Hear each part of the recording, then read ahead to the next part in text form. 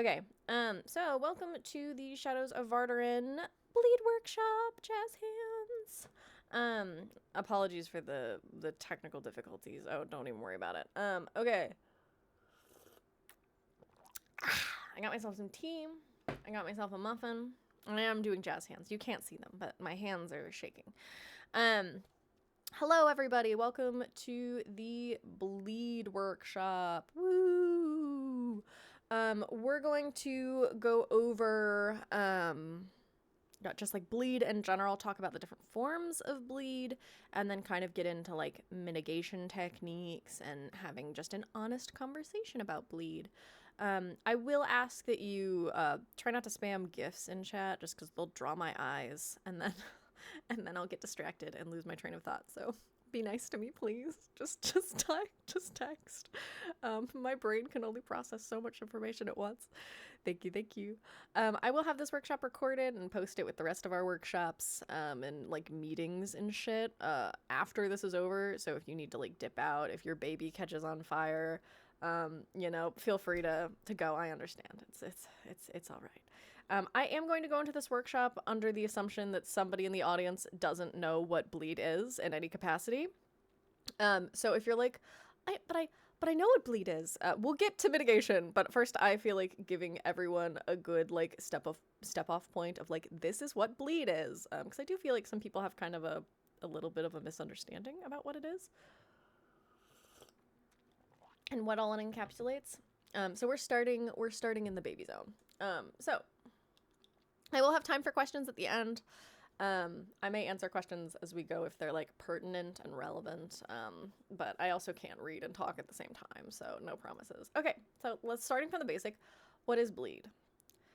So, bleed is any sort of crossover of a character's emotions into your own as a human flesh person, or the opposite.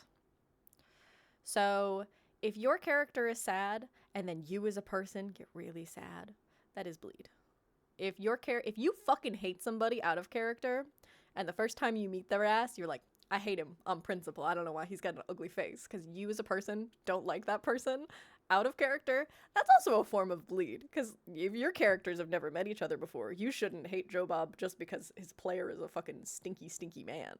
So there's a lot of different kinds of bleed. These, I think, are the main four. The big two obviously being conflict and the many forms that conflict takes. Conflict is the big boy. Romance is the other big one. And then grief and sorrow and friendship are two that are less, I'd say, explosive. They cause less problems for other people, but they can cause big problems for you if you're bleeding with grief or you're bleeding with friendship. I think those are more internal, whereas conflict and romance manifest themselves externally. So we're just going to keep moving right ahead. So let's talk about conflict. I will say that conflict RP itself is such a big, meaty subject that both it and romance RP deserve to have workshops completely on their own dedicated to like, how do we navigate good, healthy conflict RP? How do we navigate good, healthy romance RP?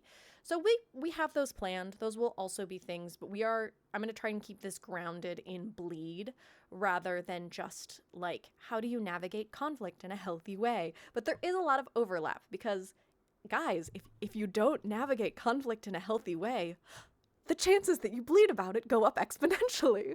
Who would have thought? So some of those workshops are there's gonna be some crossover here because conflict RP being handled poorly will lead to bleed. And so they feed off of each other. So there's no way to avoid talking about conflict RP in depth, but a lot of that will be saved for the conflict workshop. So what do I mean when I say conflict? So conflict is PvP, so like if you lose a fight and you're real pressed about it, or like you're anxious about getting into PvP, that's also a form of bleed. Getting into arguments with other players, whether that be in character or out of character, and then feeling things about them, continuing to feel things about them, also. Feeling as though people hate you, feeling as though, oh my gosh, I got into a warbat with Jim, and Jim must hate me now because we got into a warbat. So there's that sort of bleed as well of like, you know, not recognizing the line between in-character conflict and out-of-character conflict. Just beef in general, which is why it's there in all caps. You know, any sort of like in-character vendetta or out-of-character vendetta that then in turn bleeds over and affects that other side. Warbats, a lot of people, when they get into warbats, for whatever reason, it raises the stress level 900%. People get put in the warbat and suddenly it's the end of the world. Warbats, and I will talk about this a little more in a bit, are a tool that you can use to end conflict RP. You know, and then I kind of already went into this, but, you know, just hating someone out of character or not wanting to RP with them, just being like, they're stinky, I don't like their RP, and then it kind of manifests in a way that's a little bleedy. You know, conflict is all-encompassing. It's something that will come up in every form of RP. Your character is going to butt heads with other characters. Your character is going to throw hands with other characters. Your characters may have enemies. They have nemesis. You know, a lot of times you'll be on the opposite side of a conflict from another character or an NPC. You know, you have conflict with NPCs also. There were a lot of people last season that got really, really stressed out by the Scions. They were upset that there was a chance the Scions could win. You know, and so there's conflict weighs differently on all of us, but I think that it's really important to remember it's RP. It's just a hobby, you know, and that can be hard to remember sometimes when we're in the thick of it. But conflict is a lot of different things. The path through conflict, literally just talk to each other. Literally just talk to the other party. Be like, hey, our characters have been beefing for a week now. I'm getting kind of sick of the conflict RP. Can we either schedule a warbat to put an end to this beef, or have them come, like, have, like, one more fight that's kind of, like, the last fight, and then they'll be done with each other, and we just won't continue this as aggressively? You know, if you don't come to someone and be like, hey, I'm getting sick of this. Hey, this is a bit much for my mental health. Or, like, you know, my mom just died. I need a break. Like, if you don't have those conversations, people won't know that's what's going on. I will get more into this later, but nobody's a mind reader. And if you're not expressing yourself, you're not expressing your needs, nobody will know those things. And you're setting yourself up for failure. So, you know, the most, I did ask Sarah for permission, but these are some of my DMs with Ruby's player from last season. For those of you that were around last season, Ruby and Scarlet had some fucking perpetual beef that lasted the whole season. And these are some examples, I think, of good, you know, interactions we had. Like, before I sent Ruby that evil, awful letter that was like, yeah, you fucking suck. You're a weak-ass bitch. You've always been a weak-ass bitch. I sent her a DM that was like, hey, we're getting into Mean Words Land. Are there any insults you find triggering, or would you prefer I avoid? Easy peasy. You know, just taking the 2 seconds to be like, hey, my character is going to send your character an awful letter. Are there any words, like, that you don't want me to use for you? Like, is it gonna bother you if my character calls your character, like, a slut? Is it gonna bother you if my character calls your character an asshole? Like, you know, are there certain things that you just would not be okay with that would make this not fun and instead triggering for you? And I had that conversation before I sent the letter, not after. I'm going to take a drink of my tea, one moment. The other most important thing you can do for conflict RP is give that shit a timeline. Give that shit an end date. Be like, okay, we're beefing right now. Our characters hate each other. Let's see how this goes. But let's plan to have this beef be done in a week. Let's plan to have this beef be done in 2 weeks. You know, and once you get to that 2-week date, if you haven't had your final, you know, explosive argument, schedule it. Put that shit on the calendar, plan to, quote unquote, accidentally run into each other at a bar, come to fists, and then bury the hatchet. You know, you have to give yourself an end date, because conflict RP, intense conflict, is exhausting. And if you do not give yourself an end date, you will burn yourself out, and then you will start bleeding because you're upset and you're burned out. So you need to give conflict an end date. And you need to give yourself multiple endings, because there's going to be a different ending if you win, if they win. Like the Ruby and the Pontiff, they had that whole duel where it's like, okay, Ruby is gonna duel with the Pontiff, and depending on how this fight goes, this is gonna end different ways. So, like, there was a world where the Pontiff lost that duel and Ruby was the one that won. And there were different consequences if Ruby had won that duel. You know? So going into big beats like that with like, okay, this may go one way, this way may go the other way, and you as the player involved, you need to be okay with both options. You know? Sometimes taking an L leads to really fucking cool RP. Like if you have a character who's like a I'll use Ruby as an example. Ruby is the warrior princess. Sarah's fucking cracked at PvP, and so Ruby didn't really lose any major fights before she lost to the Pontiff.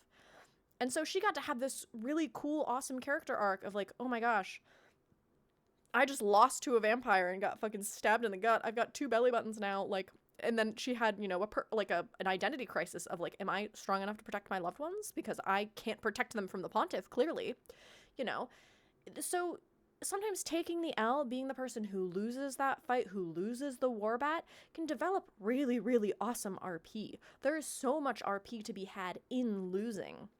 Winning a conflict is never the goal. The goal should always be generating good RP. And so if you catch yourself in that moment where you're like, oh, I'm going to be so upset if I lose tomorrow, take a step back. We're all winners because we're all RPing. It doesn't matter if your character loses the fight. At the end of the day, you can still twist some really great RP out of that. And I know that it's something that's really, really hard to remember in those moments. But that's why it's so important to continue talking with the people that you're having conflict RP with, that, you understand that, like, hey, like, having my character lose, like, them's the kick sometimes. There's always going to be someone in the server who's better than you at PvP. There's always going to be someone who's better at, stuff like that. Well, it kind of depends, because if Lothric asked, what if the other person refuses to communicate with you out of character? I would say that there's sort of, nobody should be flat out refusing to communicate. If they're like, hey, like, I'm not gonna talk to you about this warbat that we have open. Sometimes people want to keep all conversation around conflict in tickets for the sake of like, I want an admin to be in the room with us. And that's totally fine. People are allowed to be like, hey, this beef between our characters has gotten to a point where we're in a warbat. Let's just talk about this conflict in the warbat ticket. That's totally fine. That's pretty normal, actually, keeping it all in one place. That said, sometimes people will take another person's refusal to take the L, or not agreeing 100% with the ending that you want as like a lack of communication. Because somebody, if you go to a person and you're like, hey, your character is an evil, stinky doo-doo head, and I would like to defeat them in battle. I would like to kill them dead. And the other person says, well, I'm not looking to perma my character right now, so no thank you. That's not them refusing to come to the table. That's them saying, I don't want to perma my character right now, which is totally fine. And I will get into this a little bit more later, but part of the difficult thing with conflict in particular is that there's always going to be someone around who's a murder hobo. That's just kind of, RP is a public space. And if someone's going to be an antagonistic little murder hobo in the corner, that's just what they're going to do. And we can't get upset about it. We can't bleed about it. We just kind of got to thumbs up and move along. Sunny has a great point here. Find out in character gets taken way too literally sometimes. If they refuse to communicate, they probably aren't a safe person to RP with. That's absolutely true. Like if you come to someone and you're like, hey, I find medical gore RP super triggering. I cannot deal with that. Can you tell me if there's going to be any medical gore RP in this scene? And they say find out in character. That's not the appropriate response. It's a yes or a no. And if they don't tell you, you don't go to that scene, because they're not respecting your boundaries, and you are going to be putting yourself in a situation that could potentially be bad for your mental health. So there's never an excuse not to communicate.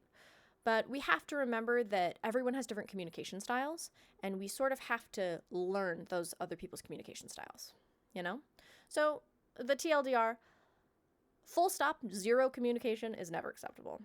But what form that communication takes and what sort of like middle ground people can reach in conflict is always going to be something that's very nuanced and depends on the situation.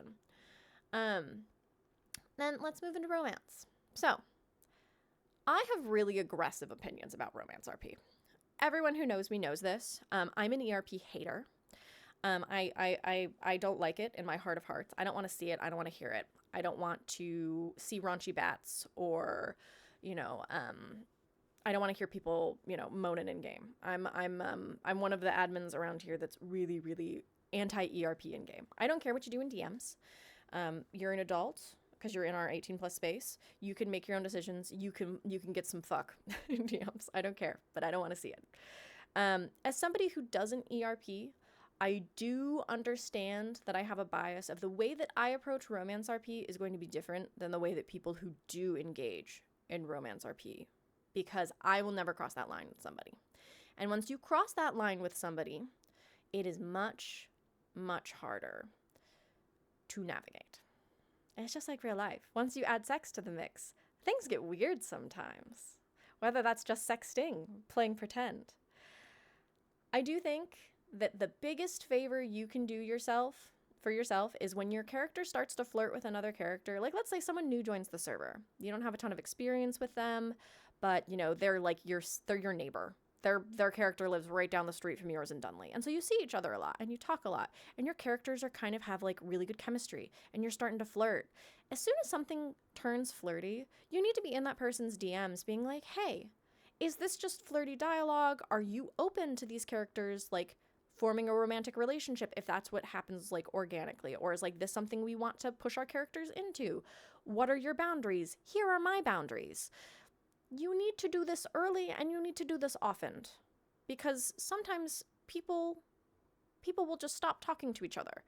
And that's when problems arise, especially with romance RP, where your characters are flirting, you guys are doing the sex in DMs, but you're not really talking out of character person to person.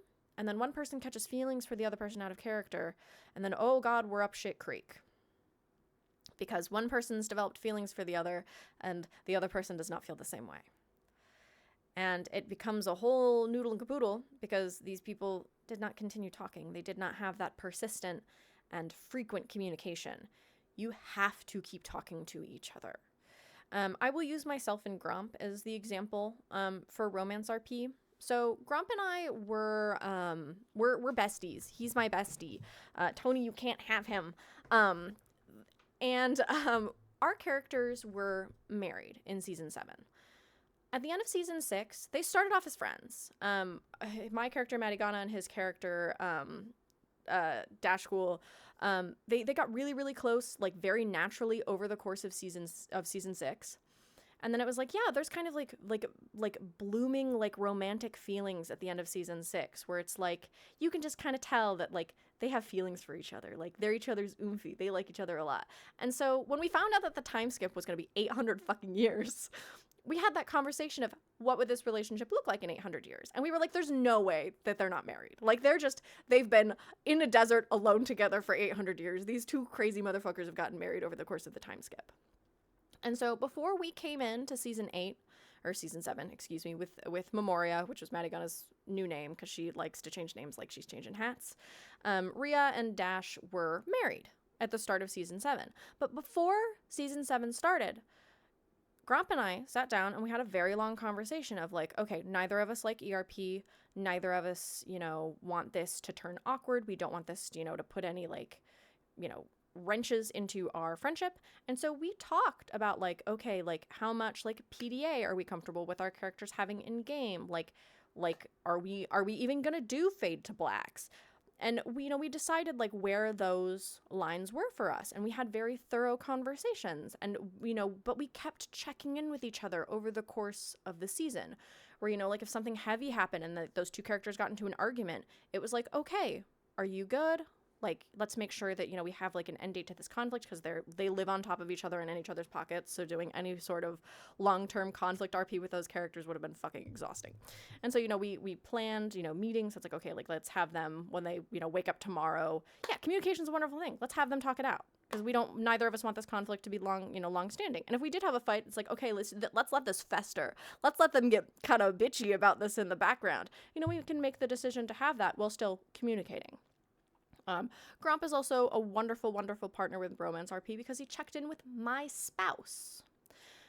My spouse is another member of this community, the person that I'm married to in the flesh in a legally binding way. And so Gromp, whenever we would have like romantic scenes, and if my spouse was also present, would check in to be like, hey, I just want to make sure I didn't make you uncomfortable with that. making sure that everyone involved is comfortable and having a good time, and that's great. If you're doing romance RP and you're in a big sigil, I also think you should check in with your sigil mates. Be like, hey, if we have a scene that's like a very obvious fade to black, are you comfortable with us having that with you in the house? Because if someone doesn't want to like see emotes of you tearing clothes off and jumping into a coffin for a fade to black, you need to not be doing that in front of those people. Because romance RP can also bleed out to other people.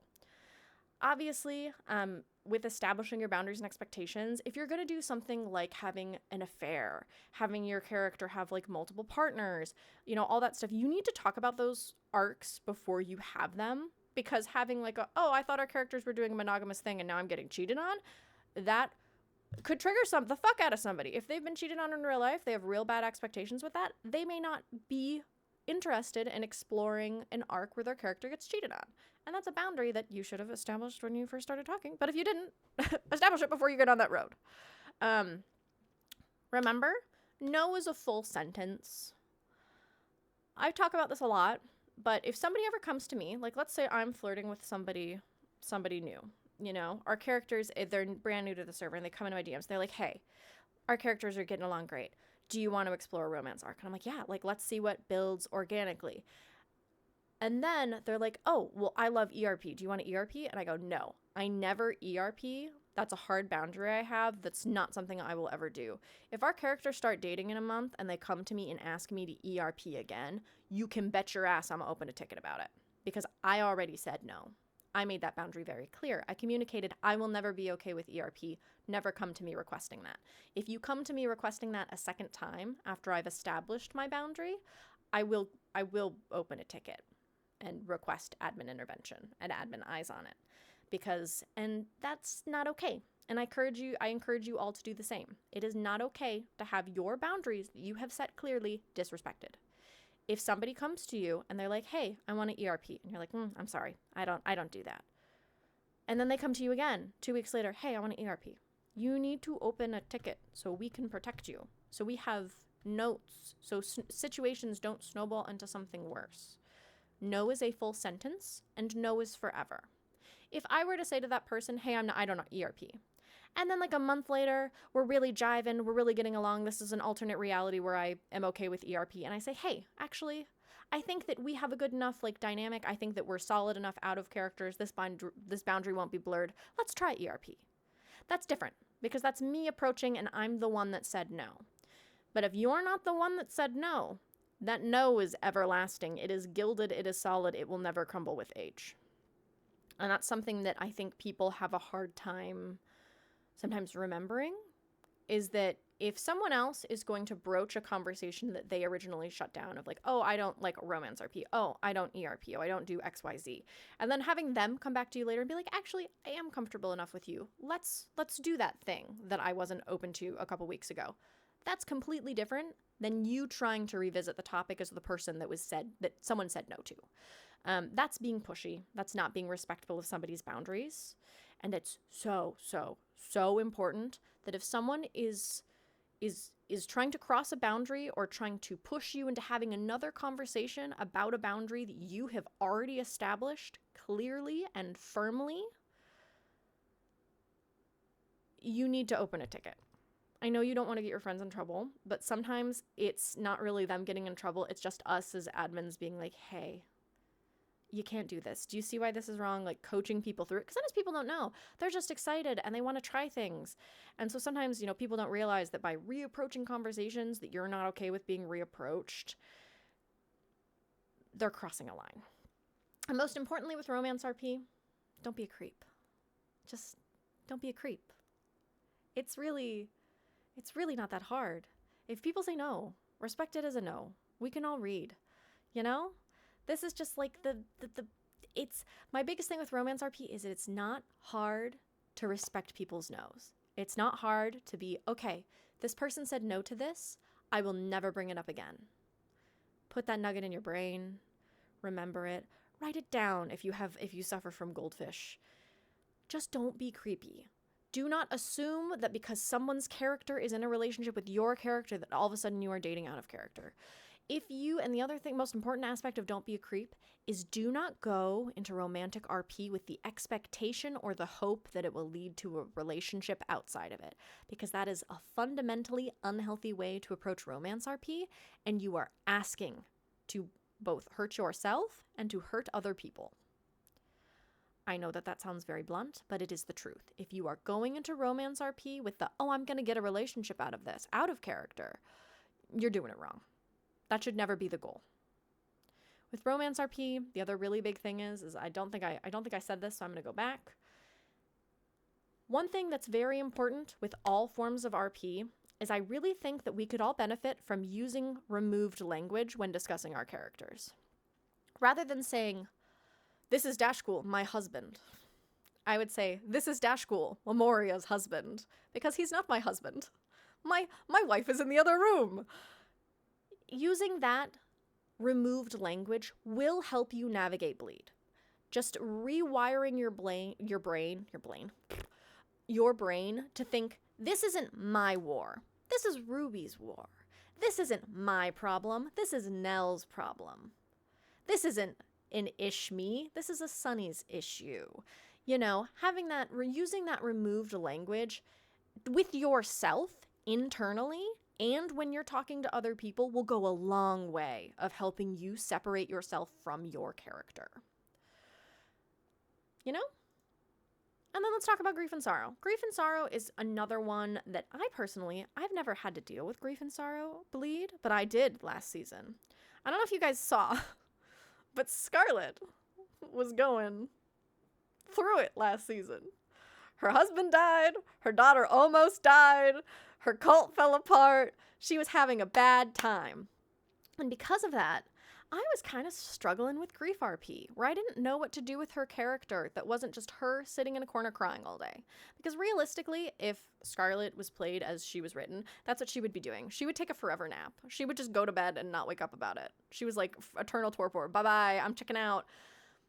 And so I realized, there's sort of like you have to put a pin in it. Even if we want to play our characters realistically, it's like, yeah, this is my best friend and they died. I'm going to mourn them for the next 50 years. You don't have 50 years of grief RP in you. That's a whole season.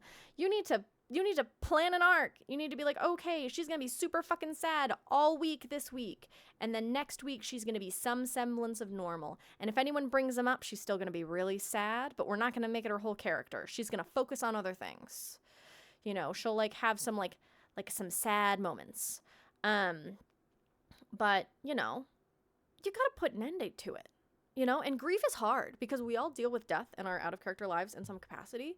And, there's been seasons where I had someone come to me in season 8 and be like, hey, I had a death in my immediate family this year.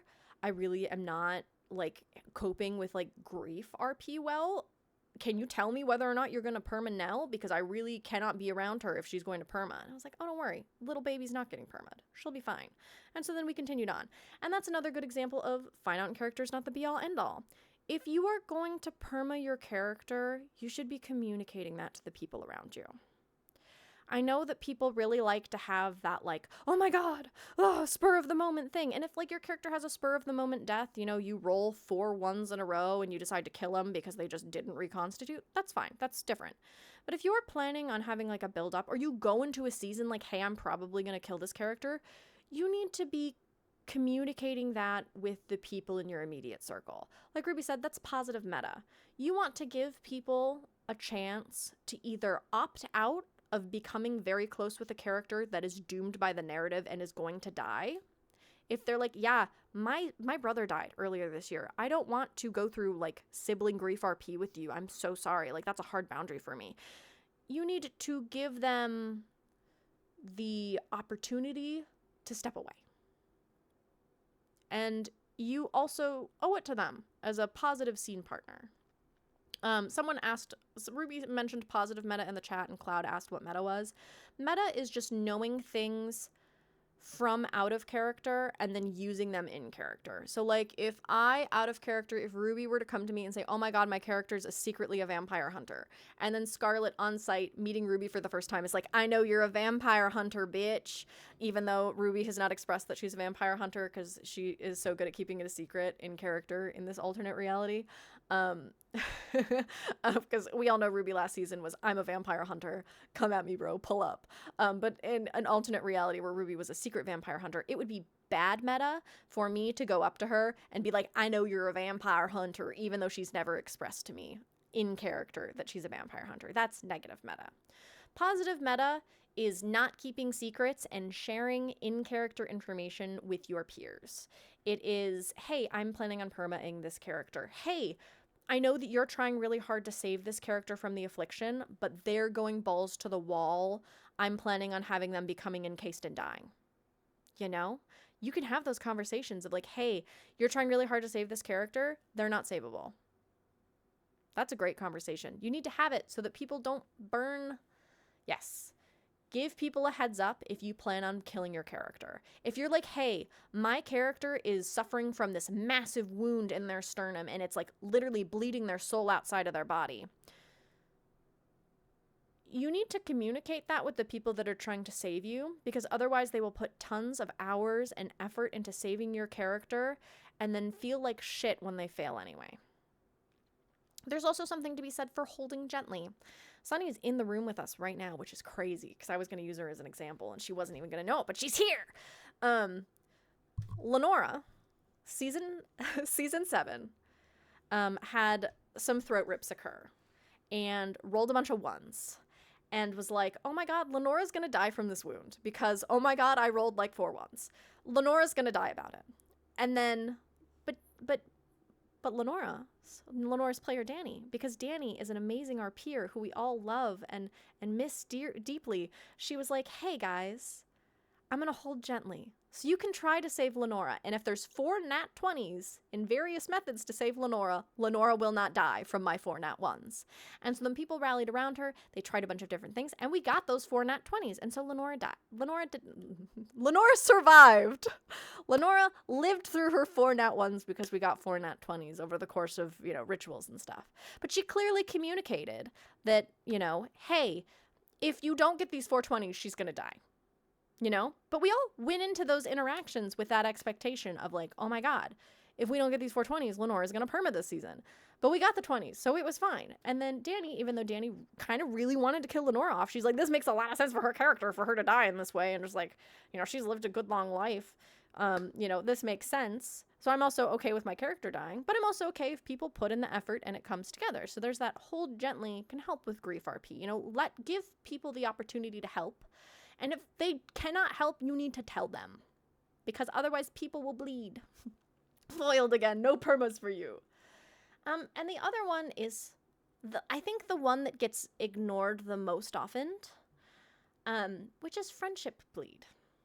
Because let's be honest with each other, guys. If you spend 5 minutes in a bar having a really fun conversation with somebody in character, and you've never spoken to them out of character ever, are you friends?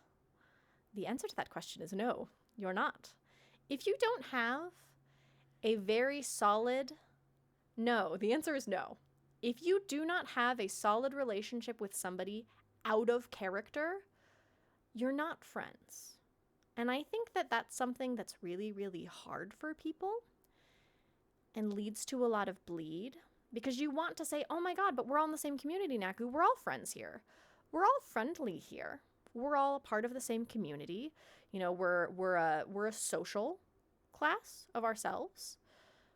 But that doesn't necessarily mean that we're friends out of character. And sometimes not knowing that boundary can really set people up to bleed and be very hurt. Because, if somebody, you're RPing with a lot in character, but, you don't know them out of character, you could overstep out of character, where you try to joke with them, maybe, in the same way that your characters joke, but they as a person might not be comfortable with that out of character. And if you're not talking to them, you're not getting that out of character bonding, you wouldn't know that, I think that this one is the most difficult for people to wrap their heads around, because I just think that you have to remember everybody is coming to this space from a different place. We are all we're from very diverse cultural backgrounds. We're from different religious backgrounds. We're from different racial and ethnic backgrounds. We are all different people from a very, varied cloth. It's as varied as our time zones. So what your expectation of friendship is might not be my expectation of friendship. It might not be Sunny's expectation of friendship. It might not be Snow's expectation of friendship. And so when you assume that you're friends with someone just because you've had friendly or your characters are friends, you may be putting them in an awkward position. Because you may do something that makes them uncomfortable, or you may be more, bought into a friendship that, isn't really there. And that's kind of, it sucks because, you want to assume that everyone that you've had fun RP with is your friend. Your characters can be friends without you being really close to somebody. Like, I'm trying to think of an example of somebody that I'm going to talk about Morose. I had a lot of really great in-passing RP with Mara, like every season we've had together.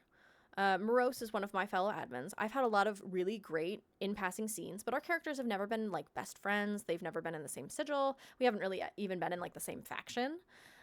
So while I talk to Morose a lot in passing and like admin chats especially, I wouldn't consider us friends, because while we've had 36 great scenes over like the 2 years that we've been RPing here together, we've never really had a conversation out of character. They're an admin I'm friendly with. I love working with them, but I wouldn't consider them a friend. We don't know each other like that. I have no idea what their real name is. I have no idea like what they get up to on the weekends. I don't know what they do for a living. I don't know what their birthday is. We're not friends. And that's okay. I don't think there's anything wrong with saying, "Oh no, we're not friends." Like we don't know each other like that. We're very friendly. I love RPing with them. I have great respect for them as an RPer, but we're not friends. That's okay. That's perfectly normal and natural and healthy. If you come to every positive interaction in character and say, "Oh my God, we're friends now," out of character, that's unhealthy, and you're setting yourself up for hurt. Because if that person out of character does not reciprocate those feelings, and then that comes out when you're in a voice chat, or when you're, you try to, goof and gab with them in their DMs, and you're not close like that, you're gonna hurt your own feelings. And so it's important to remember that, your in-character relationships are not your out-of-character relationships. You can obviously, I think, pretty easily turn in-character friendships into out-of-character friendships by, talking to people, communicating, be goofing and gabbing in their DMs. But it's not something that, will necessarily develop if you're not having those conversations. If you see someone every day in RP, but you never talk to their ass out of character, you probably won't have a lasting friendship. If you're not in the same sigil next season, you'll probably never talk to them, and it's also important to remember, like, don't overstep your boundaries, but don't understep your boundaries. Don't never fucking communicate with people because you're like, "Oh, we're not friends. We don't know each other like that." The only way to know each other like that is by initiating a conversation in DMs. And I know talking to people is scary, but if you want to be somebody's friend, you got to talk to them out of character and verify that you're friends. I know social anxiety go burr, but you got to talk to people if you want to be their friends. It is a lot like Ruby said, it is kind of like being professional coworkers. It's a lot like being coworkers. We share a space. We're part of the same community, but we're not necessarily all friends. We're definitely not friends. That's just how it be. So it's a hard conversation to have, but it's a conversation that's an honest one. So let's have a very honest conversation about bleed. Pull up. I'm going to drink another sip of my tea. I should have put on socks before I started this meeting. My fucking toe beans are cold. We are going to have a very honest conversation about bleed. I'm going to be very candid for like the next 10 minutes. The onus is on you. If you are bleeding, that's an issue. You are the one who is bleeding. Therefore, you are the person who is responsible for navigating and addressing that bleed. We hear too often in tickets, people will come in and they'll be like, "Hey, I'm upset because this interaction didn't go the way that I wanted." And it's okay that you feel that way. You may not be able to control how you feel, but you can always control how you react. We are all adults here. And bleeding is not an excuse for bad behavior. If you are feeling some kind of way, you need to have the internal maturity and dialogue with yourself to say, oh my God, this warbat is putting me in a bad way. We need to solve this as quickly as possible so I can move on. Or, hey, I need to take 2 days off and then let's do this warbat. Get this beef buried. Saying that, oh, I'm bleeding, so it's not my fault that I did XYZ bad behavior will not fly. You will still get in trouble for your bad behavior, even if you're bleeding. You cannot control how you feel. It's true. We all have, emotions that we feel very deeply. Sometimes you just get sad and you're just sad. That's okay. You're allowed to feel that way.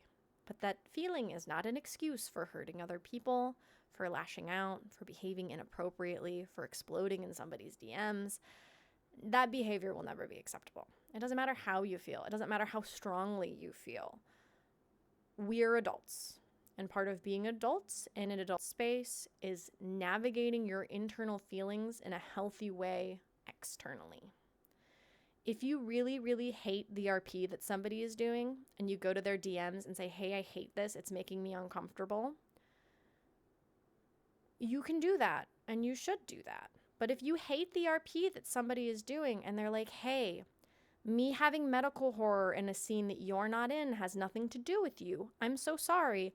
I'm going to do torture RP behind the walls of my own castle, whether or not that makes you uncomfortable. It's on you to not put yourself in that scene. If me and Ruby want to have a torture scene in the Shepherd's Chapel, and you know that a torture scene is going to happen, and we say ahead of time, hey, this is going to be really gory. Ruby's about to get tortured by the shepherds. And you show up to that scene anyway, it is your fault. You placed yourself into a situation that you knew would be uncomfortable for you. Exactly. Your trauma is not an excuse to hurt another person. You need to be expressing your boundaries. Absolutely. If you say, hey, I don't do ERP, and then someone tries to initiate ERP with you anyway, they crossed the boundary, and that needs to be addressed and should be ticketed. But if you go to a scene where you know that something you don't like is occurring, you should not be there. If a torture scene starts and somebody tosses up in brackets, hey, I'm about to light this man on fire and gouge out his eyes, and you're not comfortable seeing that in RP, you need to just leave in character and have your character be like, oh my God, I don't want to see this. I'm leaving. I can't stop this. I don't want to watch. I'm leaving. Yeah, can't handle the heat. Get out of the kitchen. Because at the end of the day, we are masters of our own destinies. And you are in control of your own experience.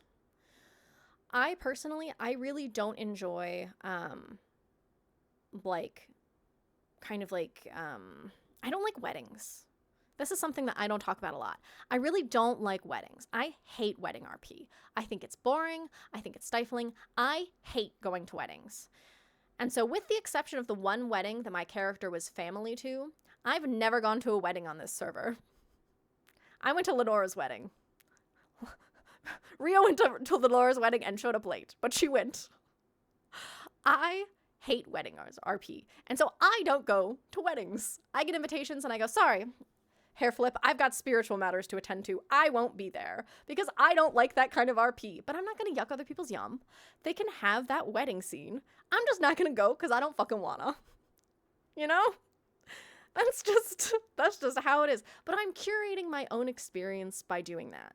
If I know that people are going to be engaged in a fucking battle of words, and that sort of if people are gonna have a fucking duel to the death and it's gonna be very dramatic and very stressful, and I know that I'm not in an emotional place where I can handle watching someone get perma'd, I'm not gonna go watch someone get perma'd. I'm just gonna opt out. I'm gonna go touch grass about it. Because I am in control and I can curate my own experience. And so I'm not going to go to the wedding. I'm not going to watch you get perma'd. I'm going to go sit in the admin chat room and talk about soup. I am the master of my own destiny. You are the one responsible for your own bleed. You have to be the one to say, I am bleeding about this situation. Let's work together to find a solution. Let's work together to move past this story beat. But something that we see a lot is people will try to blame others involved in a situation for their own bleed. Where they're like, hey, their character hates my character.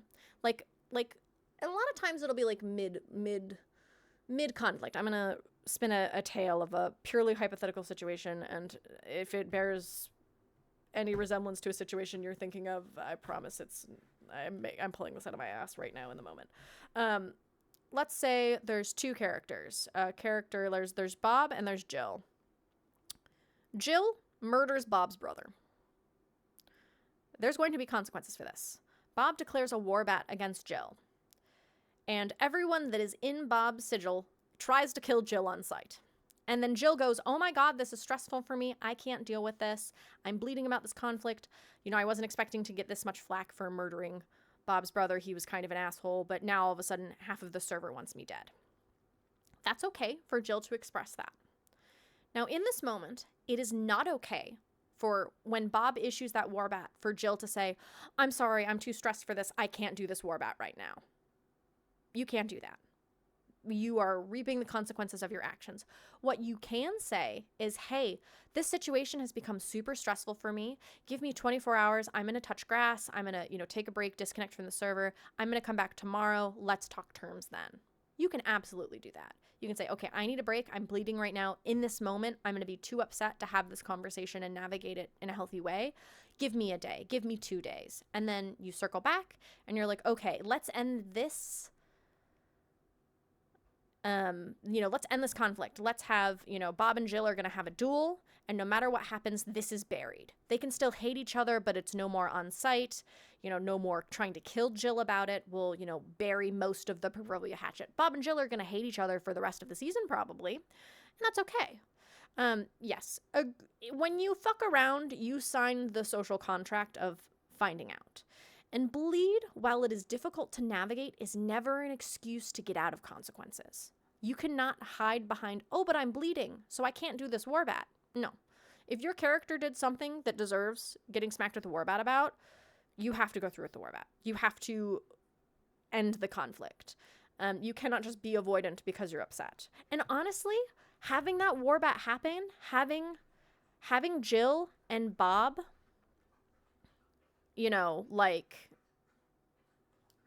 duke it out, have that final duel, is going to be such a relief for Jill once it's over. Because let's say, Jill loses the duel. Bob's like, okay, I got my blood for my brother. It's over now. I got my pound of flesh. We're going to bury the hatchet. Great. Now Jill can move on. Jill can go to the bar without the worry of getting jumped by one of Bob's sigil mates. And so even though war bats are scary, please, please, please use them. Use them to end your conflict. Because if you don't end that conflict, if Jill and Bob are on site killing each other for the next month, it's going to be very stressful for probably both of them. And it's not going to be fun because it's like, oh my God, I can't go anywhere without getting jumped by one of Bob's sigil mates. But if you have if you take that moment to be like, yes, let's solve this. Let's have a war bat. Let's duke it out one final time and then move on and do other things. There's way less chance that you're going to bleed because you navigated this conflict. You put an end date on the conflict and you ended the conflict with the end date. My dog is eating something. Give me 1 second.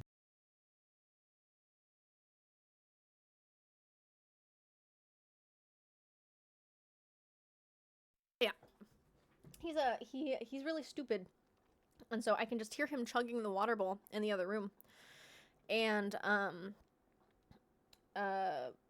he drinks till he throws up because he's stupid. So he gets 10 Mississippis of liquid, and then he needs to stop because he'll vomit if he doesn't otherwise. Yeah, you burping? Thank you. Thank you for the burp. So we actually, the whole thing of dogpiling because a beloved server character dies, but your character isn't actually that close to, I will give you kind of like a little like peek behind the curtain. We are redoing war bats. We're changing the way that they work. And part of that is we're not going to, there'll be some limitations on who can throw war bats where.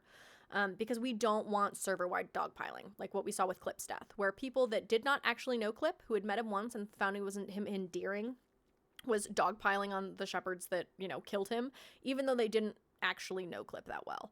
And we don't want that sort of thing to happen. We do not want 30 v1s to happen. If you go to start beef with another character, you need to think about whether or not it's relevant for your character.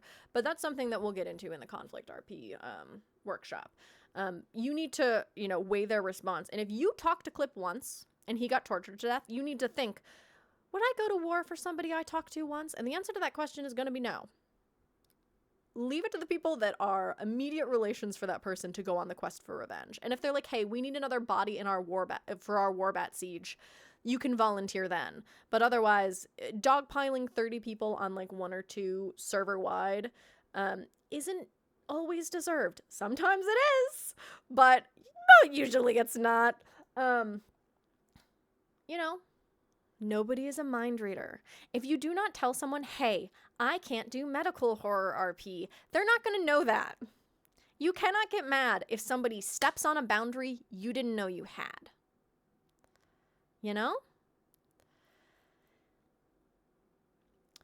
But again, guys, we can get into that in the conflict RP workshop. This is the workshop about bleed. People are not going to know, like, hey, I'm having a bad day. Like, hey, I've got all these family stressors, and so I really can't handle our characters having an argument right now. People aren't going to know that you're in that way unless you tell them directly and clearly. You're setting yourself up for failure when you fail to communicate your boundaries clearly and explicitly. No one that you are RPing with should ever have a question mark about any of your boundaries. Like, yes, sometimes you'll run into people doing crazy shit in the wild that you maybe didn't explicitly consent to see, but this is a public space. So if there's a spur of the moment, like, I'm gonna rip out all this men's teeth in the middle of Farbane, because this is what's happening right here in Farbane, fucking hit the bricks. Just turn around. You do not get to yuck other people's yum. It sucks that you walked past a castle and your the fucking proximity chat picked up some nasty torture RP that you didn't want to see. Sucks. It happens. It's like when you're scrolling on your phone and fucking, like, you're on Twitter or Instagram and, like, porn pops up and you're like, "Bah, porn," and then you just keep scrolling. That has to be the mentality that you take with it if you see something that you don't want to see in the wild, because this is a public space. Oh, that's Gore of my comfort character. Yeah. Self-care. Only you can take care of you. You need to be the master of your own destiny. If you come across something that you don't want to experience, you need to turn around and leave. It's all on you. If people are, like, having, like, kind of a raunchy conversation about sex in a bar, my character will excuse themselves every time. I will leave the room. I will get out of there so fast. Characters are talking about, like, the merits of fucking blowjobs. I'm like, this isn't a conversation for me. Goodbye. My lesbian ass is departing from the room. Because we're the masters of our own destinies. You have to take care of yourself, both in establishing your boundaries clearly and explicitly with other people, holding firm to your boundaries, and in leaving a scene that's not for you. Because not every scene is going to be for you, and that's okay. You don't need to bleed about it. You just need to take care of your mental health. But if you stay for the torture scene that you stumbled across in Farbane, and you're like, hey, I was uncomfortable with that. Tough shit. You weren't there when the scene started.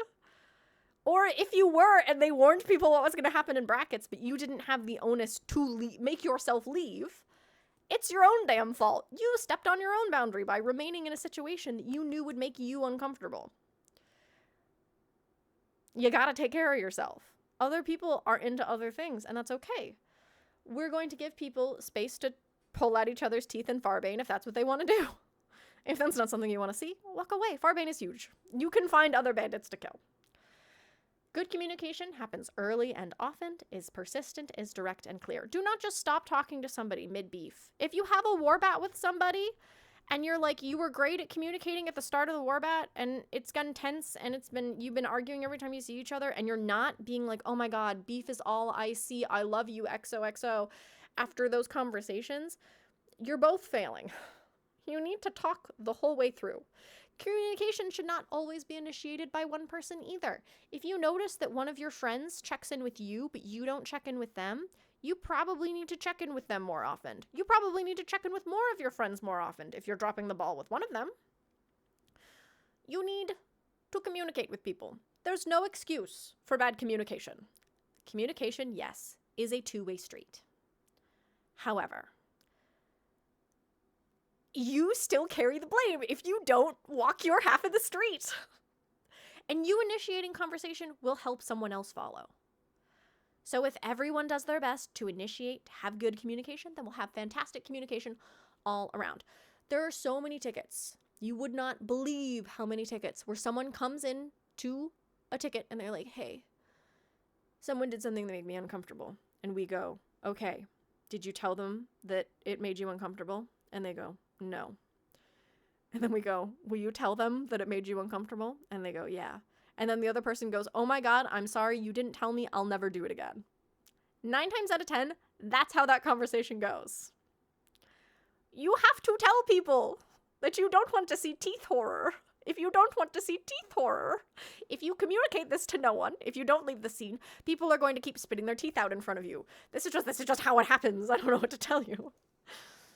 Remember, this is a collaborative space and a semi-public one. You cannot control every element in the room. People can and will do things that you do not expect, and that is okay. Sometimes the plot, you're going to be like, okay, my character's going to die, or they're going to get married. And then Sable comes in and says, would you like a free daughter? Would you like a daughter for your side of maternal depression? And then you go, oh no, my character, grappling with the loss of their child, found a free baby in a dumpster. Her arc is completely changed. You need to open yourself up for those opportunities. I was not planning to have Scarlett go on a mom fucking arc. Her character was, my son is dead, it's my husband's fault, I hate him about it, but I also love him, he's my oomphy. And we hate each other, but we love each other, but we also really hate each other. And then Sable came along and was like, hey, I'm going to be the perfect band-aid to both of your trauma, and we're going to be a happy family. And so instead of you two fighting literally all season long, you're going to make up like a month in, because I'm too cool and too cute, and I fill exactly the niche that a character needs to fix this situation in an insane coincidence. And then Scarlet and Crimson ended up, you know, like adopting Sable, and their arc completely changed. Yes, room for your story to change is the magic sauce of collaborative roleplays, and it also helps with bleed. If you are married to an idea, if you're like, my character is going to die on the 9th Saturday in the season under a blood moon, getting staked with their lover in their arms, like, and then your death doesn't happen exactly with the way that you built it up in your head, you may bleed about it. And so holding gently, not marrying yourself to concepts, not marrying yourself to conflict going a certain way, not marrying yourself to an arc going a certain way. Ruby Friend is good. It's healthy. It will help you pivot. Hold gently. You know, it will help you mitigate your own bleed if you are comfortable with your character exploring an arc that you did not have planned. Because people are going to do insane shit. You could be walking down the road and get robbed. And maybe you didn't plan to have your character have trauma about being robbed, but you got robbed. So now you're dealing with that. You know, maybe your character gets pushed into a political marriage that you weren't expecting. And oh my God, now we're having a political marriage arc. You need to leave yourself open to things and leave your story loosey-goosey enough that, like, yeah, the Frost twins. Our plan was for Perma was literally have one of them is going to die in the other's arms. Staying flexible means you can explore so many different avenues. Like we thought when the Frost twins started getting into wheel shit, we thought that Yahtzee was gonna be the one to die. In his wheel ticket, he was like, yeah, this bitch is gonna Perma. And I went to both of the Frost twins out of character and was like, hey, one of you is probably gonna get offered the encasement contract. Do you want it? Like, there were people that were offered the encasement contract that never became encased. Phoenix had the encasement contract, Robin had it, Rouge had it, Crimson had it, both of the Frost twins had it. We offered it to everyone that it seemed like they were getting that far, just in case they wanted to pivot and go encased. Phoenix decided to perma instead, Snow denied the seed, Robin decided to perma instead, Crimson accepted it, Thorin took it, and then Thiazi was like, I'll accept it if the RP goes there, but then Thorin took it first, and so he was pulled back from them by the brink. So many people's RP, they forced him into it, and, you know, it wasn't offered to you, LaBelle. It was only people that got to we only offered encasement to people that got to the end of tier 2. So people that were beholden for a very long time, that had seeds, that nurtured the seeds. Once they nurtured their seeds, we offered them the perma contract, hey, your character is dead like suffers a full ego death and is purely an NPC now. Do you want to do that? And they're like, yes. And so we offered that contract to a lot of people. I think everyone that was offered the encasement contract accepted it, with the caveat of if it happened naturally in RP, they would go that route. But I think that everyone that was offered that contract accepted it. But they left the avenue open. And some of the people that were offered that contract accepted it, but didn't go down that route. Yahtzee decided, hey, my character was pulled out by 30 people came together to pull him out of this. They all rolled like crazy. I'm going to let it happen. I'm going to let him get saved. And so he rolled with the punches, let that character get saved. And then Thorin was the one that died terribly instead. You know, everyone has a different communication style. The way that you navigate talking about difficult subjects is going to be different than the way that everyone else in this room talks about difficult topics. You know? The number of check-ins that you need about a character dying is going to be different than the number of check-ins that I need about a character permaing. You know? You need to really, I encourage everyone to get to know your primary scene partners out of character. Always be talking to them, being, if you're beefing with anyone, you should be in each other's pockets, talking about all of the cool, fun ways that this conflict can end. Because if you're not doing that, you're doing yourself a disservice, you're doing them a disservice, and you're setting yourself up to bleed. You know? Your styles of communication are going to be different. Some people want to beat a dead horse. Some people don't want to do that. Some people want to be like, I'm good with XYZ, I'm not good with ABC. Move along. You know? Everyone has a different communication style, and you need to, get to know the people that you're RPing with in, those really intense ways. Obviously, you're not going to have the time to communicate with everybody. The man that you've never talked to ever before, except for that one time you saw him get his teeth pulled out in Farbane, you probably haven't had a conversation about your limits because you're in, yeah, there's too many of us. Yeah. Be kind. Check in. If you have beef, if you throw hands with somebody that you don't fucking know out of character, it takes you 2 seconds to type up a, hey, that scene was fun. It's all in character. Love you, XO. Send them a meme of, oh my god, that was so intense. That was so fun. I hope you know that it was all in character. It will take you 2 seconds to type that, and it will make sure that that person is not bleeding about the way that you talk to them. Super easy. Takes you 2 seconds. And if everyone is doing that, if everyone is being like, hey, that was fun. I love our beef. I love arguing with you about whether or not we're going to go kill Dracula or not. Great. 10 out of 10. We love communication. It really, really helps mitigate bleed. Communication is the secret sauce here. There's no such thing as over communicating. If you need things reiterated like 10 times, like pin it in your chat with that person so it doesn't go away, especially if they're your friend. Like when Crimson and Scarlet, they came into the season fighting. And so they got into a lot of really aggressive verbal arguments with each other. And so at the beginning of the season, Gromp and I sat down and we're like, okay, what are words that you don't want me to say to you? He doesn't like the word bastard. I don't like the word whore. We went back and forth and we, made our clear expectations of this is how their arguments are going to go. These are words that I will never use for you. These are words that you will never use for me. And we drew those lines on the sand from the jump. Obviously, if I don't like personally being called a whore specifically by men, but if a woman wants to call me a whore, that's fine, I guess. But if Yahtzee, who didn't know this, were to call Scarlet a whore, I might DM him after and be like, hey, I don't love the word whore. Call her a bitch next time. That's me setting a boundary. But I'm not going to bleed and get upset that Yahtzee called Scarlet a whore when he had no idea that that was a boundary I had out of character. Yeah, call her a bitch. There's no such thing as over communicating. Talk with people. People that you don't communicate with on the regular may not be very like if someone that I've never talked to before, that is they're European, and so we have completely different time schedules. I see them for 20 minutes before they go to bed when I log on for the day after work. And they tell me once at the beginning of the season, hey, I really hate the word bitch. I might fuck up in 2 months and accidentally call them a bitch because I never see them and we don't actually talk out of character. And they told me that once, the one time that we met on a Saturday at the beginning of the season. And all I would do in that situation is apologize and try to remember better. but we're all gonna fuck up. We're all gonna misstep. There's a shit ton of people in this room. You know, we have, you know, we averaged, you know, we had like a fucking, like 90 active players last season, something like that. You will not remember everyone's boundaries, but it's important that after you have conflict with them, you check in, even if it's just to say, Lamau, that was hilarious. Send them a gif of cats fighting and be like, that was fun. Yeah, it's okay to fuck up and forget as long as you attempt to fix things later, as long as you're not intentionally crossing boundaries.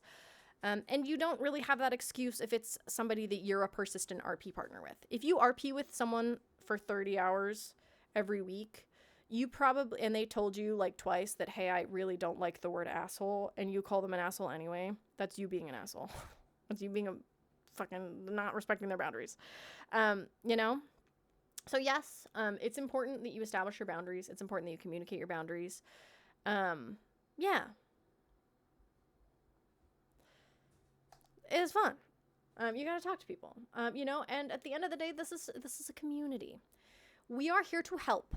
If you are bleeding over a situation and you do not know what to do, you're like, hey, this is getting to a point where it's making me unhappy, out of character, where it's getting, you know, it's making me uncomfy and I don't know how to navigate it. Just open a ticket. We are here to help. We are happy to help, like even just be the space where you talk to somebody where you're like, hey, my character's beefing with Jim and I don't know how to navigate it. And we might be like, hey, are you comfortable with us pulling Jim into this ticket so you guys can just talk it out? And then we may do that. We might pull Jim into the ticket and be like, hey, like this is, you know, this situation is stressing out Jill. Let's have a conversation. Let's navigate this. And then you navigate it together. Reach out to a friend. Sometimes the best thing you can do to get over bleed is just to fucking rant about something for 10 minutes and then move on. Like if I get my shit kicked in by Ruby, if Ruby fucking curb stomps me and I never hit her because Sarah is too cracked at PvP, and I'm sad because I'm doo-doo at this game, I might just rant for like 5 minutes and be like, man, I'm dog shit at this game. It's not fair. Ruby's too good at combat. And then I get the poison out and then I move on. You know? That's also healthy, as long as it's not something that becomes a doom spiral that you fixate on. And if you find yourself having the same conversations about the same situations, where your venting about it is really just fixating on it and making the problem worse, rather than getting out the poison and then giving yourself the room to move on, you need to address it differently. If me ranting about Ruby kicking my shit in does not make me feel better, I shouldn't approach it that way, because that's not a good stopgap for me. If me ranting about the situation doesn't give me time to draw breath, if I still feel just as bad about it, then I need to do something else to mitigate that, because clearly ranting about it wasn't working for that situation. It wasn't a solution.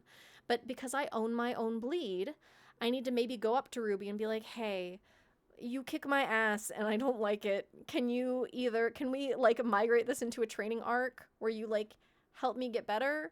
Or can you maybe not fucking kick my shit in so hard next time? Can you like not weapon swap so I stand a chance? Like, you know, there's conversations to be had. So, you know, don't let things roil in the background. If you let yourself come to a boil, you have no one to blame but yourself. You need to be doing things to let off steam. And opening a ticket is not like gonna get you in trouble. It's not gonna get anyone in trouble sometimes. People will open tickets to just be like, oh my god, I just need to get this off my chest. Like, I'm frustrated and I don't know who to talk to about it, because I don't want to like cause drama or, you know, have this get back to that person and have them be upset. But I'm bleeding about this interaction we just had, and they just want to like rant into the admin void for 10 minutes, and then we're like, okay, cool, are you good? And they're like, yeah, I'm good, thank you for letting me blow up in a ticket. Yeah, if you're like, hey, I just need a space to vent, please give me a space to vent, we'll be like, cool, dude, and then we'll send you like funny gifs about how you're feeling. You know, so but we're here to help. You know, reach out to your friends, but don't whip each other into a frenzy. If you communicating and blowing off steam with your friend is getting your friend upset and then you're bleeding together, you need to not be doing that. You need to be opening a ticket instead. You need to be like, okay, this is just, you know, disciplinary tickets are for resolution. We're going to change the name of the ticket also, because people think that it's just for tattling on each other, when really disciplinary, we handle interpersonal issues, and rule breaks. We also handle rule breaks.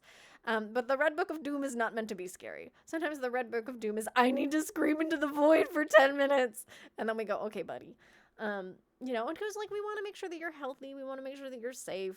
We want to make sure that you're navigating conflict in a good way. But we won't know that if you don't talk to us. Yeah, so that's it. We're a community. We all love each other. He's putting on his tie. Gabby is ready.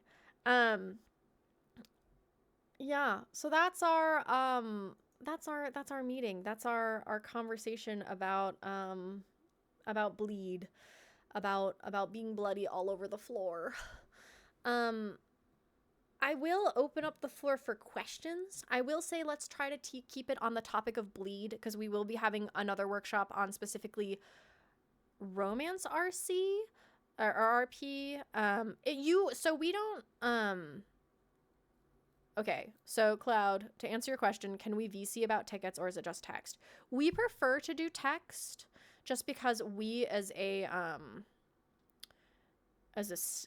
staff, we don't do one-on-one calls with players. We only do 2-on-1s, because we want to make sure that like somebody is there either taking notes or is like a backup, just because for like accountability's sake. Because if you get alone in a voice call and they're like, you're fucking stupid, I hate you, I want to kill your whole family, and then you leave the call and you're like, oh my god, he said he wanted to kill my whole family.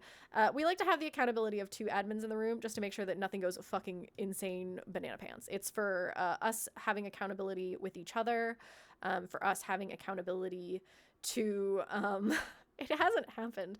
And text also has the benefit of logging purposes. So if we have a conversation with somebody and it's not as necessary for things like, hey, I just need to talk through this situation, but we still like to do it just for housekeeping reasons.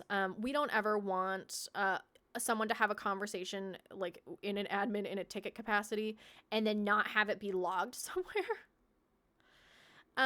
So how does the admin team deal with bleed if the admin is the one bleeding? We are very fortunate in that our current staff, I don't think anyone on our current staff would bleed and not immediately tell others and step away from the situation. We have a rule on our staff where admins are not allowed to be involved in tickets that directly involve them.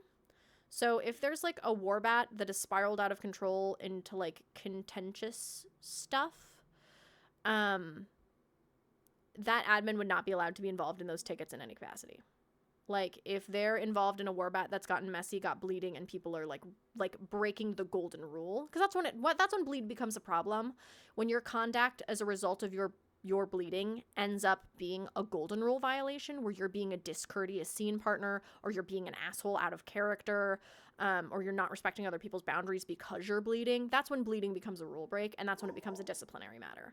Because if you are bleeding, but you fucking harass somebody in DMs about the fact that you're bleeding, we're gonna still hit you with a harassment bonk, even though the harassment stems from bleeding, because what? You own your own bleed and you own how you react. And so if the bleed is the cause of an issue, it's still an issue, then we're gonna bonk you about it. But if an admin is directly involved in a situation in any capacity, they're not allowed to be in any of those tickets. They don't look at them. They don't comment on them. If they are one half in a disciplinary matter, like if someone is accusing, God forbid, an admin of like overstepping ERP boundaries, to be honest, we'd probably like lock disciplinary from them being able to see it and discuss it without them weighing in at all or being able to see it. We take admin accountability very seriously as a team over on SoV, to answer that question. And then question, if I see someone else having problems with bleed with me or someone else, how can I help, or should I stay out of it? I think that trying to like navigate of like, hey, like if it's a situation that involves you directly, where someone is like if you're beefing with, we're going to pick on Cloud. If you're beefing with Cloud, you and Cloud are dueling to the death, and the conflict has gone on for too long and Cloud is bleeding about it. You going to them and saying like, hey, how can we resolve this situation in a way that's going to help you is, I I think, a good first start. But if you're not able to help them, if none of your solutions, if you guys are going in circles and you can't find an end to this conflict that is satisfactory for both of you, you need to just open a ticket. You need to just get into a ticket and be like, hey, we need help navigating this conflict. No, don't leave. I'm welcoming you. I'm including you in my random name drops. Then the two of you just need to come into a ticket and say, hey, we're having a hard time navigating this conflict, this grief, this romance. We need a neutral third party. Can you help us? And the admins will always say, yes. Tell us what's happening. Tickets are not scary. We are here to help. Remember, we are your fellow player that cares a lot about this space to the point of wanting to do the administrative bullshit for it. We are not going to hurt you. You're not going to get in trouble. As long as everyone is behaving themselves and nobody's violated the golden rule or another rule, if you're bleeding and that bleed leads you to dropping a siege golem outside of somebody's house and breaking a wall without issuing a warbat first, you're gonna get bonked for breaking warbat rules. If your beef with somebody leads you to not initiating combat properly, where you just jump them in silence without saying anything, you're gonna get bonked for RDM. It doesn't matter that the RDM happened because you were bleeding. We're gonna bonk you about it, which is why it's so important that you address bleed issues when they start. Letting bleed grow into a hemorrhage is not great. If you are spewing blood all over the place because your arteries are spraying all over the room, it's your responsibility because you let the bleed get that bad, which I know sucks because you don't want to be in trouble when you're clearly going through it emotionally. But if you let something fester to the point that it is untenable, it is your responsibility for letting it get untenable, And it's it sucks because it is, I wish that we could say, oh, nobody ever gets in trouble as a result of bleed. People get in trouble as a result of bleed if they rule break because they're bleeding. But if you're just hey, I'm feeling some type of way, you'll never get in trouble for that. We are here to help. We are here to help you navigate. We love this community. The admins are here because we care. Make sure it's in a room, wall yourself off for that bleed. Do spinny circles. And we don't want people to hurt themselves either. We don't want you to be in a place where your mental health is taking a hit because of this space. It's at the end of the day, this is a silly RP game where we are pretending to be vampire creatures of the night. I don't want anyone to lose sleep over this. Nobody should be crying. Nobody should be losing their minds. Don't crash out in real life because of silly vampire RP game. Please, let us help you. Go to sleep, touch grass, take a break. Honestly, the biggest two things that you can do to mitigate your own bleed is to communicate with everyone involved in a situation, ask for a fucking admin chat. If you are scared, you don't want to do DMs, open a ticket and be like, hey, can you pull them in? And we'll pull them in for you. And then touch grass. I know that a lot of people don't like how often the admin team says, hey, go touch grass. We want you to touch grass.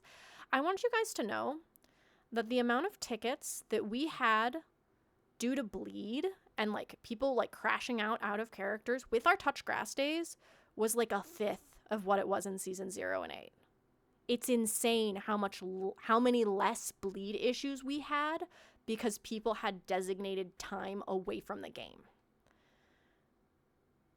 We don't mean it that way though. We just want you to take it, when it's really, really healthy to take a step back sometimes and just go do something else for a day, So, and we liked the Storm RP. I think that people really, really enjoyed the Journal RP. So, I don't know if it'll be Storms, but we'll definitely be having those go lay in the grass days again, because they were so good for community health. I cannot emphasize that enough. We've had so much positive feedback about it. But if you're getting stressed about RP, whether it's the admin plot stressing you out or 3 of your friends just perma'd, have your character go on vacation. Go have them ride on a boat to Frankelberg and be gone for 3-4 days so you can take a weekend off.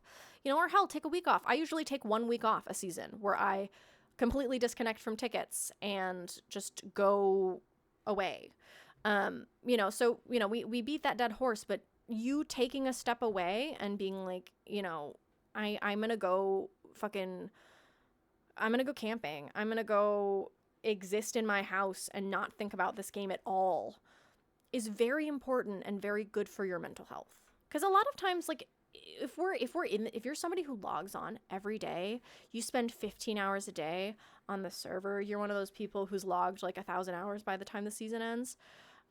If you are on that much, it gets to a point where you feel like this has the stakes of real life, where like, oh my God, the vote's not going to go my way at the meeting tomorrow, and I'm really upset about it. You are bleeding. If you're too invested, being too invested is another form of bleed. I didn't really get into it, but it's true. So the storms were great for a quick brain reset. You know? Brain resets are important. Give yourself that time. Give yourself that space away, because it's so good for your mental health. Because a lot of times, like, you could be like feeling like a situation super stressful, you know, you want to do something like super drastic, and then you have a storm day, and then you're like, I was too invested. I'm fine now because I had that time away, you know? But if you don't take time away, you won't have that distance, you won't have that sort of like retrospect, and you will continue to be in crash outville. But you got to give yourself this space. Yeah. So yeah, this tendency grabs this community grabs my brain in a fucking death grip. I think about Silly Vampire Game when I'm at work. I think about Silly Vampire Game when I'm going to bed. I think about Silly Vampire Game when I wake up in the morning. The first thing I do is I sit down with my morning like tea and breakfast, and I read the bats that I missed from the people that I never see in Europe. You know, like I love Silly Vampire Game, and I love being invested in Silly Vampire Game, you know? And I think that a lot of us really like it. You know, that's why we have such a long break between seasons. We're 3 months on, 3 months off, so people can get a full, healthy reset. But it is, at the end of the day, just Silly Vampire Game. So I try not to let Silly Vampire Game, you know, bleed into things. Like, if shut up, Ev. I said at the end of the day. If, you know, like, you know, and taking the time to, like, I think that this is something that we don't talk a lot about, and this is, like, a total, like, side tangent, but if you get to the point where you're canceling real-life plans to play Silly Vampire Game, I think that you need to have a conversation with yourself about making sure that you're engaging in this space in a healthy way. Like, if my wife comes to me and is like, hey, I want to go out to dinner tonight, let's go to that fancy Italian place, and my brain goes, but I want to get on Silly Vampire Game. You know what I do? I go to the Italian restaurant with my wife because I care about maintaining my marriage. And that's what's the healthier thing to do. If one of my friends is like, hey, I want to come over, sometimes I might be like, hey, I'm dedicated to adminning an event today, but as soon as it's over, I will text you and we will meet up. You know? But real life is important, and maintaining a healthy time and a healthy life away from the game while season is going is so important. I no-lifed the fuck out of this shit in season 6, and it damaged some of my friendships. I'm gonna be completely honest. Like, I had one of my friendships, like, really cracked because I did not pay any fucking attention to my friend for the entire duration of season 6. And that was my fault. It was bad. But, you know, after having a full season in it and having this space away when we were on break, it was like, oh no.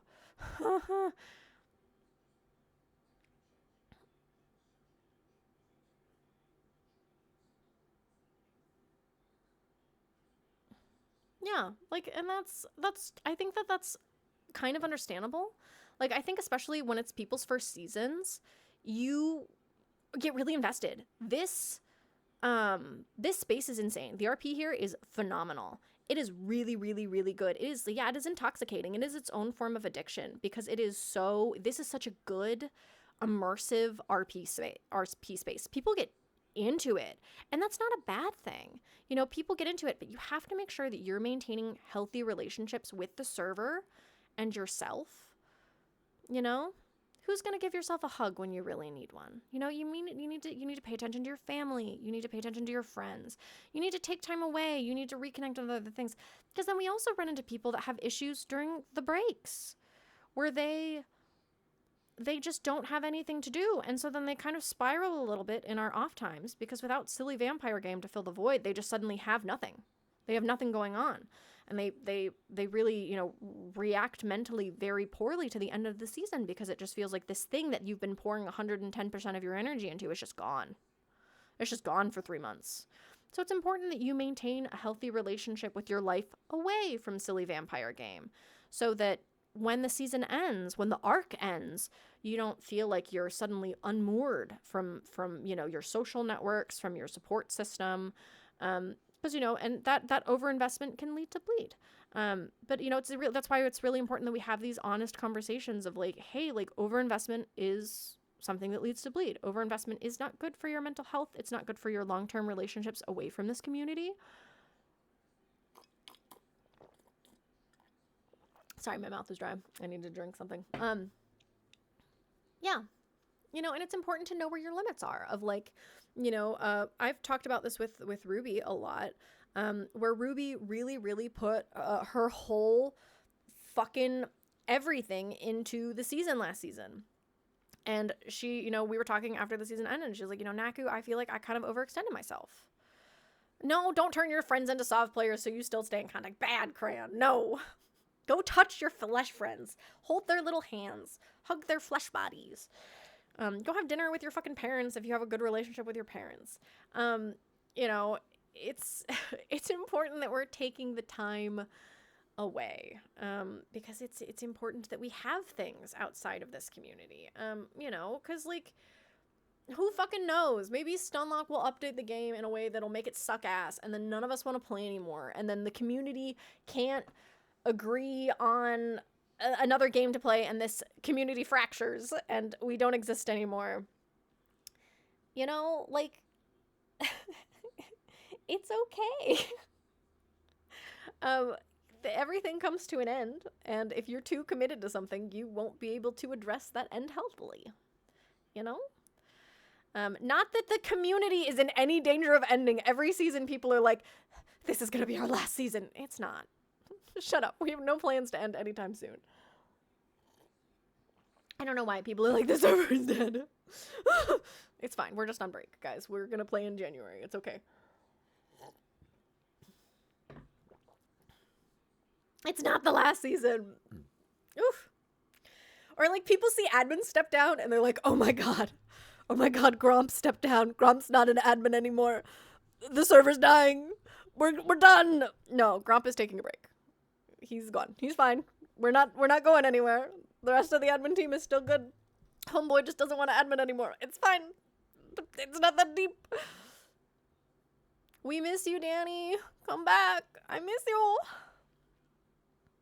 Yeah, I mean, I think that our admin team too, we don't, you know, obviously we don't give too many, like, peeks behind the curtain, but I think that we have a solid system for keeping each other accountable. And having those, like, one thing that we left behind in the Verp Corps was kind of like Gromp's been an admin for like 6 seasons. He's since like season 3 in Verp, I think. So he needed the break. So he's just not even around. He's like I know if I stay in the server, I won't give myself a break. So he dipped from the server. But I still talk to that man every day. He's such a hard worker. That guy's a fucking workhorse. But, you know, our admin team is very solid. I know that there's a lot of, like, speculation after season 0 where people are like, half of the admins left. Half of the admins went through something fucking toxic and difficult and draining as fuck. And I am so happy that they have freed themselves from the shackles and are playing other games. Get it. That'll be me someday. I too will free myself from the shackles. Yeah, Danny's right here. And go play other games and be done with silly vampire game. But, you know, well, there's, like, I think that there's kind of like an undercarriage every season where players are panicking that this is the last season. The admin team is falling apart. The community is falling apart. And I just don't think that's true. I think that that's catastrophizing over people doing the normal thing, which is moving on when they've played 4,000 hours into a game that really doesn't have 4,000 hours of fucking content. Guys, V-Rising has like 50 on a good day. Okay, that's all. Does anyone have any other questions about Bleed? We kind of have lost the fucking plot here a little bit, and are just talking about just like general server stuff. I think my first playthrough of V Rising took me like 120 hours, but I suck at this game. So I think that I could get to Dracula now in about like probably like 30 though. If I was, yeah. Who knows? Like maybe another really good vampire game will come out and then we can do like every other season V Rising with something else. How do we get good at the game? You pull up into Ruby's DMs and you say, Stella, please teach me how to be a PvP sweat. Please, me? I don't fucking PvP, Emily. What the fuck are you talking about? You go up to Ruby or either of the Frost twins or fucking Frank and you go, hello, I would like to learn how to PvP. Use your potions. Yeah, drinking your potions actually helps, guys, as it turns out. Did you know that if you drink health potions, you heal a little bit from damage?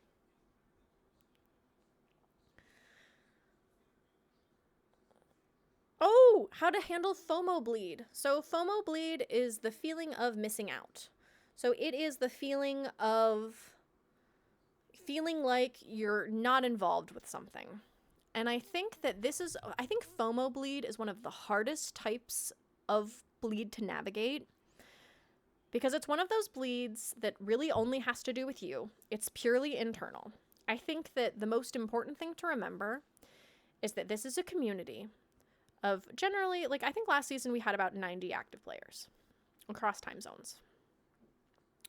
Not all of them stayed the whole season, but that was about our number. Our whitelist was like 130. You have to remember that there are realistically too many people here for you to see everybody's arc. You know? You are not going to realistically, like, you will not be close to everybody. Like, I heard so many great things about Cerberus's RP, and so many people in character crashed out when Cerberus perma'd. I want you guys to know, I met Cerberus once. I met the dog once. I know nothing about Cerberus as a character, and I was like, aw, I wish I got to know the dog before they died. Oh well. You know? It just kind of is. Unfortunately, with FOMO RP, I think that taking a moment where, like, if you are feeling left out because you were offline for an event, it happened while you were at work, you know, you've got plans, so you're not going to go to an unlock event, just remember that you can create just as valuable RP the next time you are online. And there's something that to be said that's fun of give yourself the opportunity to learn about something secondhand. Like, you weren't around for a crazy reveal. Have your character hunt for that information in character. Get some good, unique RP of your own for hunting for that. You'll find the magic in the experience of discovery, you know? Take the time to learn about something in character without, you know, being there and experiencing it firsthand. You know, find the value in that. Because there's, you know, if you're, you know, not every character is going to be the person that learns something.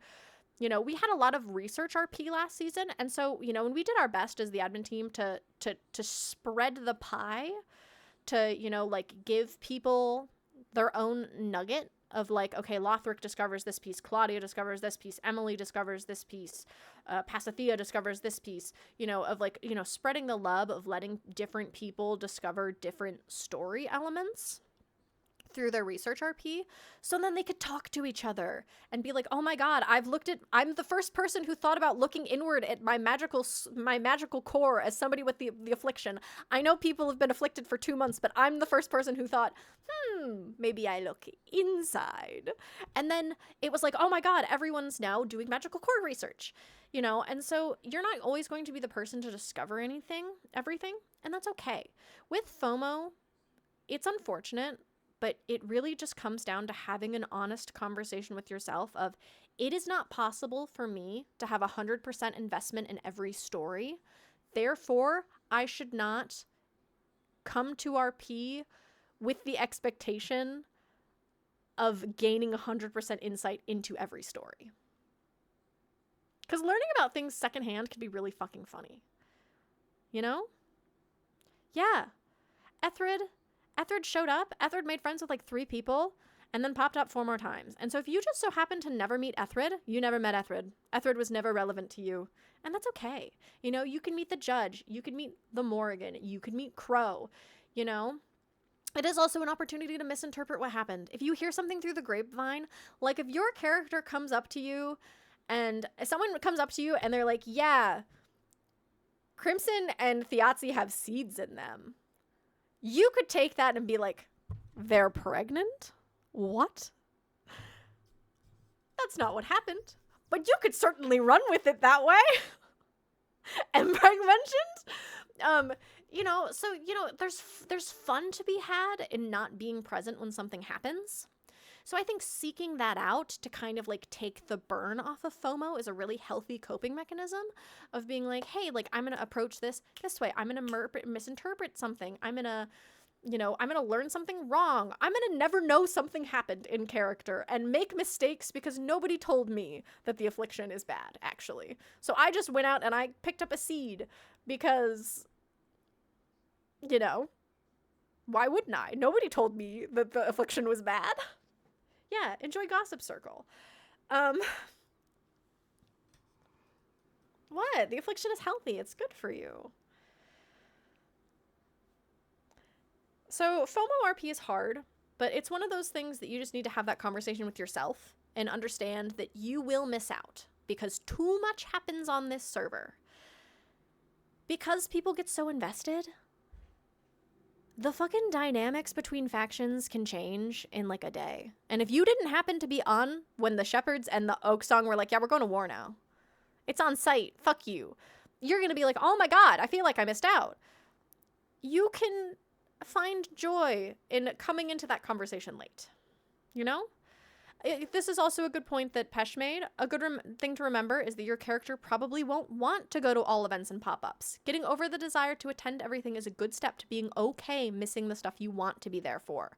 Like if you're in the middle of a very important character conversation and an unlock event starts, you can have that conversation of, would my character leave this conversation to go listen to the loud sounds in Farbane? If the answer is no, it's okay to just not go to the unlock event. You don't have to, you know? So, oh, I know how long you've been stuck in a well. You know, so FOMO sucks, and it's something we all go through, but it's really just something you have to build up your own resistance to. It's something that you have to be okay with, and, you know, yeah, decide to blow off events. People, if you don't want to deal with the laggy fuckfest that is the Styx opening, just don't go. It is so simple and so easy. You guys want to know a secret? I hate unlock events as a player. I hate them. I don't go to them. They're like weddings. That's okay. It's because I whispered. I don't like unlock events. I don't usually go to them as a player. I have like one a season where I'm like, hey guys, I'd like to attend this unlock event as a player. And sometimes I leave early because the lag is too much for my eyes. That's okay. You know? If you don't want to go to an unlock event, don't go to an unlock event. You know? Like obviously, you know, you're like, oh, the admins threw this thing together. I want to go see it. You know, you can also go to an unlock event for, like, the dialogue and NPC, and then when the fighting is happening, you just, like, back up. You're like, wow, it's a mess in there. People are shooting each other. I'm just gonna stand over here safely out of the line of fire, because in character, that also makes sense if there's 30 sigils fighting. Yeah, that looks like a great way to get hurt. Bye. So you can still experience the story elements of an unlock event, but if you don't like the lag fest of everybody fighting, because some people love that shit, just don't go. Or just get, watch Lothric get smashed by Talzar from 40 feet away. You don't need to be directly involved. That's okay. Yeah.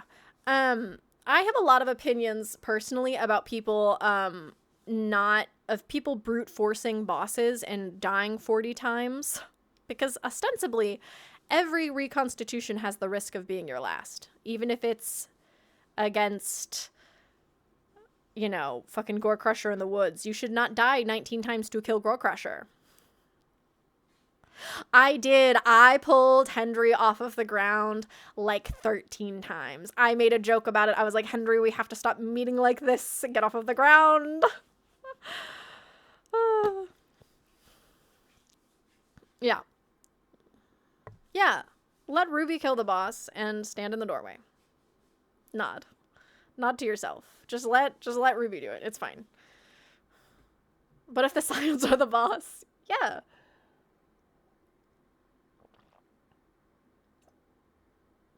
Yeah. One of my favorite memories, this is such a non sequitur, was season 7 showing up to Maja the day that Maja unlocked to like a group trying to kill Maja and getting their shit pushed in because they weren't like staying out of range. And so there were like 50 people there and they were all trying to fight Maja and they were all dying terribly because there was so much Maja. And I pulled up and I don't remember who, but somebody was like, oh my god, Memoria's here. Go get Dashghoul. And I was like, why am I getting Dashghoul? And it was like, because we can't kill Maja. Go get Dashghoul. And Alistair Lucane was like, I really don't think that one person is going to make a difference, guys. And I was like, no, it's okay. He's already on his way. And then Dashghoul, Horde, and I killed Maja in like 2 minutes. She was very dead very quickly. And it was very funny. And then I remember it's a core memory for me and Gromp is leaving Maja and then Alistair very sadly going, I guess maybe sometimes one person does make a difference. And it was very funny.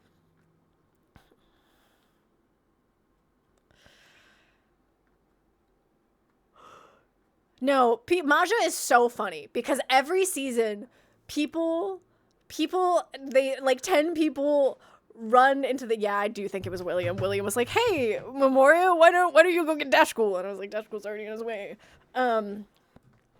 Maja is fucking mean during her unlock event, and people, every season, we have too many people that want to fight her. And then, oh yeah, Greg walk in when someone's fighting a shard bearer that's like, hey, I got this. Let me kill him. Hey, listen. I love people coming to check how the Maja fight is going, stepping into the door, adding to the spawns, and then leaving. That's why Maja gets out of fucking hand, is because people will come in, make her worse, and then leave. Yeah. Walks in, skeleton ults, leaves. Hey, I love that level 150 Maja. She wants to be your friend. Alrighty, do we have any other bleed questions before we end? Because I do think I want to go eat lunch now. Does anyone have any other bleed questions that they want to talk about? Yeah, you bring 8 necromancers. It's the Dulva family special. You show up, you run onto the boss, everybody summons skeleton army, and then you leave. That's it. It's easy.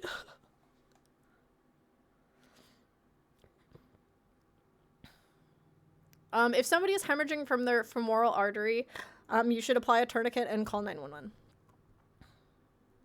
Yeah. Yeah, I will definitely add FOMO bleed to the main bleed types next time I do this workshop. I'm clearing my throat because I've been talking for too long and now I have spit in my mouth.